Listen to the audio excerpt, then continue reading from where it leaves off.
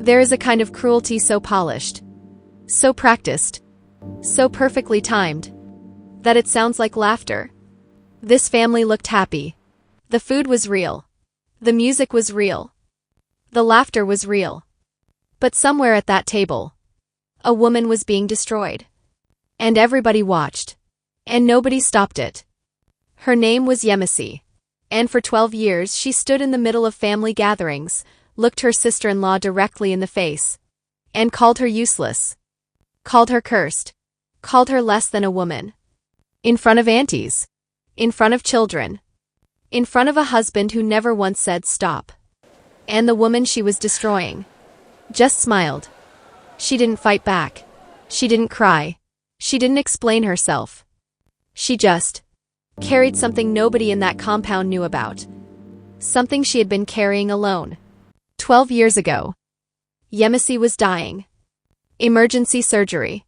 She could not stop losing blood. A blood type so rare the hospital had almost none. The doctors came out of that theater, looked at the family gathered in that corridor, and asked one question. One question that would change everything. The husband couldn't help. The mother couldn't help. Nobody in that room had what Yemisi needed to survive. Nobody, except the woman she had spent years calling cursed. She saved the woman who destroyed her, and kept the secret for 12 years. Until a doctor made one mistake. This is the story of Stephanie. Stay with me, because what happens next will change the way you see everything, especially family. I've got you. I know. Always. Now let's begin the story. There is a particular kind of cruelty that hides behind laughter. Yemisi did it beautifully. Stephanie, come and serve yourself before the children finish everything. A pause. Then the smile. Oh wait, do you even know what it feels like to cook for children? Never mind. The table went quiet for exactly 15 seconds. Stephanie stood by the kitchen doorway, her hands wrapped around a serving spoon, her face arranged into the expression she had perfected over 12 years. She was 41 years old now. She had no children. And in the Adeyemi's family, children is everything. Yemisi, Stephanie's brother's wife, had decided long ago that Stephanie's childlessness was a personal failure, maybe even a punishment. Stephanie had learned that surviving Yemisi required silence. To understand why the cruelty was so precise, you had to understand Yemisi. She had given Stephanie's brother, Femi, 3 children. 2 boys and a girl born in healthy succession. And she understands the language of this family: achievement, legacy, children. Especially children, they matters a lot. With each birth her standing grew. And with each passing year that Stephanie remained childless, Yemisi's advantage sharpened into something she could not resist using. Yemisi had decided that Stephanie's barrenness was the one area where she held undeniable superiority. She had no idea it was the one area that should have made her fall to her knees. The year was 2012. Yemisi was 29 years old and pregnant with her first child. The pregnancy had been complicated from the 5th month. Preeclampsia, her blood pressure spiking without warning, her body a battlefield she did not understand. The doctors at St. Nicholas Hospital on Catholic Mission Street had monitored her carefully, adjusting medication, watching numbers, counseling Femi in the corridor with lowered voices. Then, at 36 weeks, things moved very fast. An emergency caesarean section. Bleeding that would not stop. Femi pacing outside, his mother clutching a Bible, his sisters praying in a corner. And Stephanie, 29 years old herself, sitting in the waiting room with her hands folded, watching her brother's face and making a decision that nobody asked her to make. The doctor had come out. Not with news of the baby. With a specific, urgent question. Yemisi's blood type was B negative, one of the rarest. The hospital supply was critically low. Transfusion was not optional. It was the difference between the next hour and not having one. Does anyone here share her blood type? The family looked at each other. Phones came out, calls made to relatives across Lagos, voices climbing in panic. Femi himself was O positive. His mother a positive. Stephanie said nothing. She raised her hand. She was B negative. She had known since a routine medical check 3 years earlier. She had also known, because she was a biochemist, because she understood blood in ways the family did not, that she carried a condition called sensitization. That donating blood under pressure without full pre-screening in the quantity needed that night carried a risk specifically to her future fertility. She told the doctor none of this. She said, "Take what you need." The transfusion saved Yemisi's life. The baby, a boy 6 pounds, screaming perfectly, was delivered safely at 12:53 a.m. The naming ceremony happened 6 weeks later. Yemisi wore white lace. Stephanie attended the ceremony. She helped cook. She washed dishes afterwards. She never told anyone what she had given that night. In the months that followed, she noticed changes in her body that she had been warned were possible. She went to see a specialist at Lagos Island General Hospital. Then a second specialist in Ikoyi. Then a third, a fertility consultant in Lekki, whose consulting room smelled of leather and quiet money. The verdict was the same across all three: the emergency donation had triggered an immune response. Combined with her pre-existing sensitization, the result was irreversible. Her chances of carrying a pregnancy to term were, practically speaking, zero. She sat in the Lekki consultant's office for a long time after he finished speaking. The AC hummed. A phone rang somewhere. Outside, Lagos moved at its usual furious pace, completely indifferent. She thought about telling Femi. She imagined the scene, his face crumpling, the guilt rearranging everything, Yemisi's gratitude forced and suffocating, the entire family dynamic bending under the weight of it. She thought about how Yemisi would carry that debt, whether it would transform her or simply make her resentment more complicated. She decided she could not give Yemisi that power. Could not make her sacrifice into Yemisi's burden, or worse, Yemisi's ammunition. So she said nothing. She went home to her flat in Surulere. She made herself a cup of tea. She sat on her balcony and watched the generator fumes rise above her neighbor's compound, and she made peace, slowly, imperfectly, with what she had chosen to give.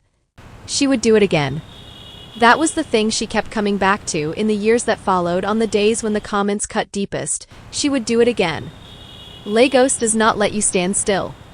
It presses forward at all times: traffic, noise, ambition, survival, and Stephanie had learned to press forward with it. She built her business quietly and deliberately.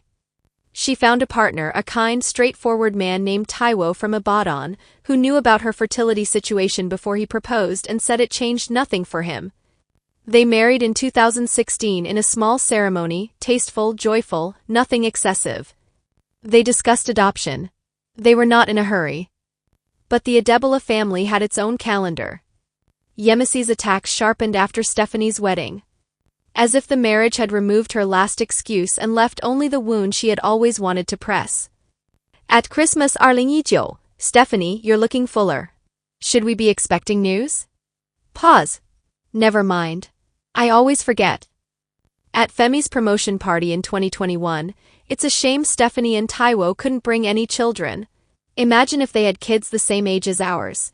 What fun. Said to the room. Said loudly. At their mother-in-law's birthday in 2022, Yemisi had pulled Stephanie aside and lowered her voice to something almost gentle. You know, there are doctors in India. People have gone and come back with results. It doesn't mean you're less of a woman. You just need to accept that some problems require more serious intervention. Her hand on Stephanie's arm like a kindness. Her eyes watching for the flinch. Stephanie had looked at her sister-in-law for a long moment. She had said, "Thank you, Yemisi. That's very thoughtful." And walked away. Every time she walked away. Every time she swallowed it. Every time she reminded herself, some debts are paid in private. Some love does not ask to be seen. But silence held long enough has a weight to it. And 12 years is a very long time to carry something alone. It began with a routine appointment. Yemisi had gone to see a hematologist at Reddington Hospital in Victoria Island, a follow-up from a blood panel her GP had flagged. Nothing alarming. Just a number that needed watching. She sat in the consulting room in November 2023, scrolling through her phone while the doctor, a young man, efficient and slightly distracted, pulled up her file. "Mrs. Adebola," he said, reading the screen. B-negative blood type.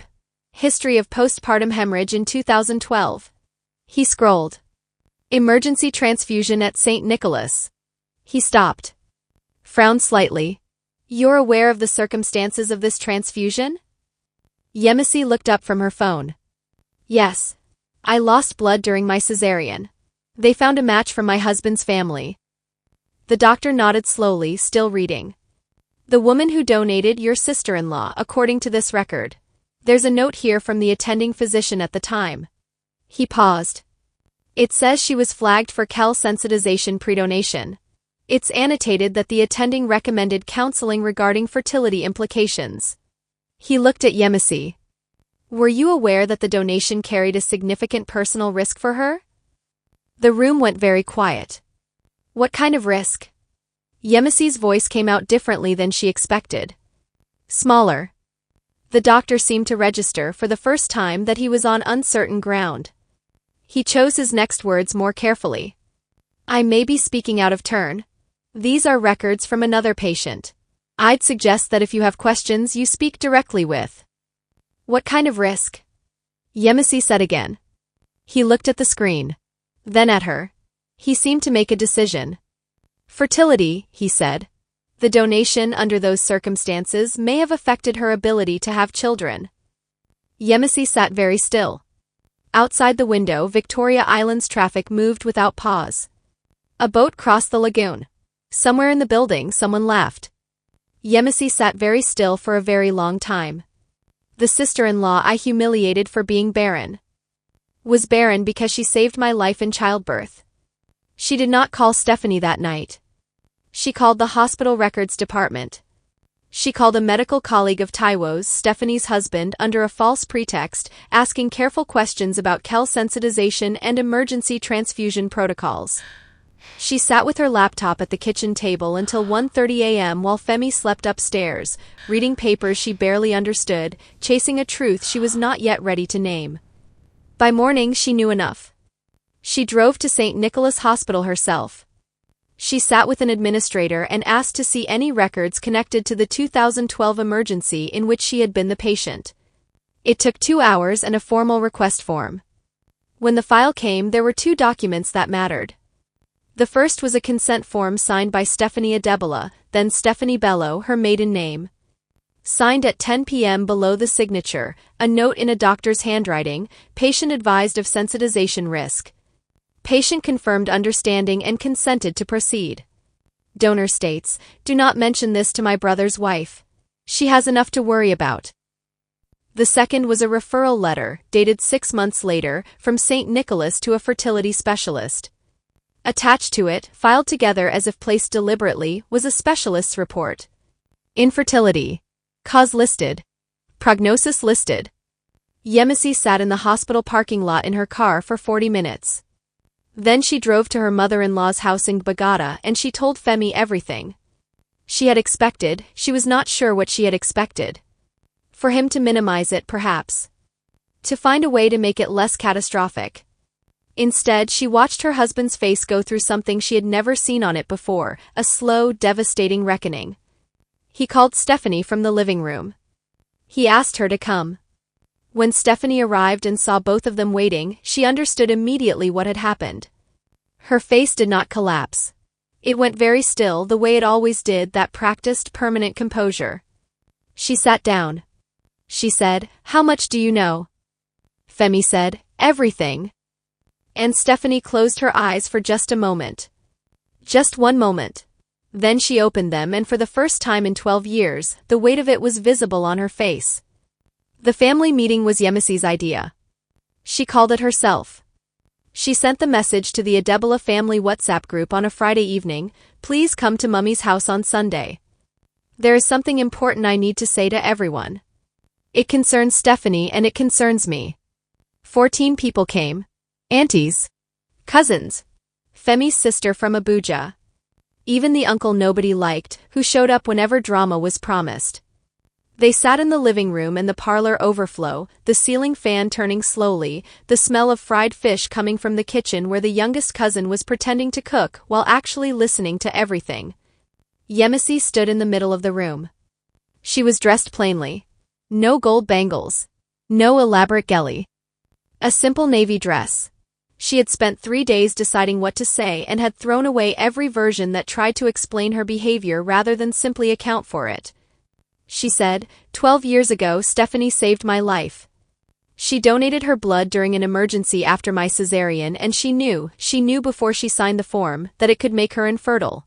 She signed it anyway. And then she never told any of us. The room was absolutely silent. For 12 years, Yemisi continued, I mocked her for being childless. I called her useless. I implied she was cursed. I did it publicly in front of all of you and most of you laughed or said nothing or looked away. And not one person in this room, including her own brother, ever stopped me. She looked at Femi. Including me. She turned to where Stephanie sat at the edge of the room, very still, very composed. I am sorry. She said it simply, without performance. Not because I was found out. I am sorry because what I did was monstrous to a woman who deserved the opposite of what I gave her. I don't expect forgiveness. I am not asking for it. I am saying it because it is true, and because truth is the only thing I have left to give you. The room stayed silent. Then Femi's mother began to cry. Lagos does not pause for private grief. The next morning, the traffic on the third mainland bridge moved as it always moved, slowly, loudly, indifferently. A fuel tanker had broken down near Ade Femi. Danfo buses wove between lanes. A hawker moved between cars with arms full of phone chargers, completely unbothered by the world's failures. Life does not stop. It reassembles around what has broken. Stephanie did not grant forgiveness at the family meeting. She sat quietly while Yemisi spoke, and when it was over she stood up, thanked Femi's mother for the tea, said goodnight to the room and drove herself home. Taiwo was waiting up. She told him what had happened. He held her for a long time without speaking. Outside their window a neighbor's generator hummed. A dog barked twice then stopped. She was not unaffected. That would be too clean, too easy. She had spent 12 years building a self that could withstand those Sundays, those gatherings, those moments of deliberate public diminishment, and that kind of building leaves marks. Oh, you do not simply dismantle the walls because the attack has stopped. But in the weeks that followed, something shifted quietly, incrementally, the way real healing moves, which is nothing like the movies. Yemisi called. Stephanie did not always answer. When she did, they spoke carefully, finding a new language between them, nothing yet resolved, nothing yet named.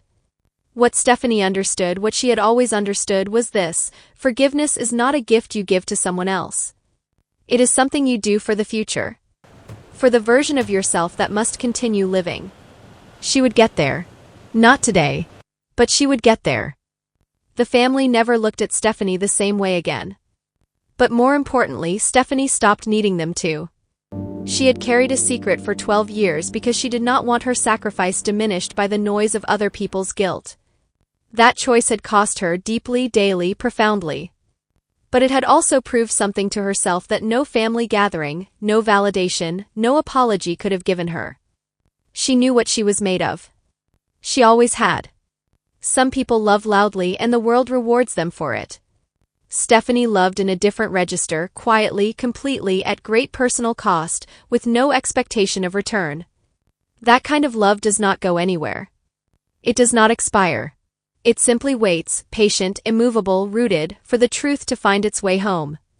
And truth in this Lagos, in this life, always does.